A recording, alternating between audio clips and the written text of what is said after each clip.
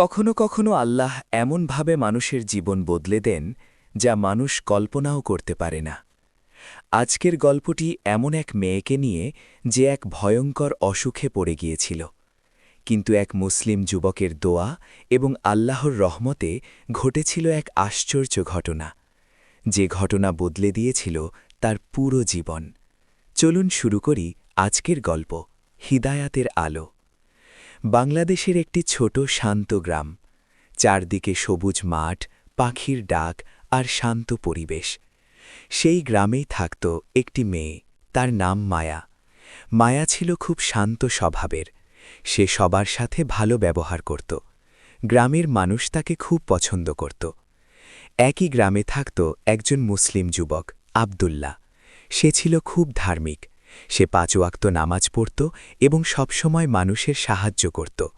গ্রামের সবাই তাকে সম্মান করত। একদিন গ্রামের বাজারে একটি ঘটনা ঘটল। একজন বৃদ্ধ মানুষ ভারী ব্যাগ নিয়ে হাঁটতে পারছিলেন না। হঠাৎ আব্দুল্লাহ দৌড়ে গিয়ে বলল, চাচা, ব্যাগটা আমাকে দিন, আমি আপনাকে বাড়ি পর্যন্ত পৌঁছে দিচ্ছি। দূর থেকে মায়া এই দৃশ্য দেখে অবাক হয়ে গেল। কিছুদিন পর হঠাৎ মায়া খুব অসুস্থ হয়ে পড়ল। তার জ্বর কমছিল না। তার পরিবার অনেক ডাক্তার দেখালো, কিন্তু কেউ ঠিকভাবে বলতে পারছিল না তার কি হয়েছে। দিন দিন তার অবস্থা খারাপ হতে লাগল। তার পরিবার খুব দুশ্চিন্তায় পড়ে গেল। এই খবর একদিন আব্দুল্লাহর কানে গেল। সে খুব কষ্ট পেল। সেই রাতে সে তাহাজ্জুদ নামাজ পড়ল। নামাজ শেষে সে কান্না করে আল্লাহর কাছে দোয়া করল, হে আল্লাহ, আপনি সবকিছুর মালিক, আপনি চাইলে মুহূর্তে সব ঠিক করে দিতে পারেন। আপনি মায়াকে সুস্থ করে দিন এবং তাকে সত্যের পথ দেখান। সেই রাতেই মায়া একটি অদ্ভুত স্বপ্ন দেখল। সে দেখল চারদিকে অন্ধকার, হঠাৎ দূরে একটি উজ্জ্বল আলো দেখা যাচ্ছে। তারপর একটি কণ্ঠ শোনা গেল, ভয় পেও না, সত্যের পথে আলো আছে। পরের দিন থেকেই আশ্চর্যভাবে মায়ার শরীর ভালো হতে শুরু করল। কয়েকদিনের মধ্যেই সে সুস্থ হয়ে গেল। ডাক্তাররাও অবাক হয়ে গেল।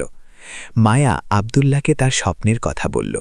আব্দুল্লাহ শান্তভাবে বলল, আল্লাহ অনেক সময় মানুষের হৃদয়ে হিদায়াতের দরজা খুলে দেন। সেই দিন থেকে মায়া ইসলামের সম্পর্কে জানতে শুরু করল। কয়েক মাস পরে মায়া বলল, আমি সেই আল্লাহকে বিশ্বাস করতে চাই যিনি আমাকে নতুন জীবন দিয়েছেন। তারপর একদিন সে নিজের ইচ্ছায় ইসলাম গ্রহণ করল। সেই দিন গ্রামের মানুষ বুঝতে পারল, আল্লাহ যাকে চান তাকেই হিদায়াত দেন। এই গল্প থেকে আমরা শিখলাম, সত্যিকারের দোয়া কখনো বৃথা যায় না, আর আল্লাহ যাকে চান তাকেই হিদায়াত দেন। ভিডিওটি ভালো লাগলে লাইক করুন, শেয়ার করুন এবং ইসলামিক গল্প শুনতে সাবস্ক্রাইব করুন।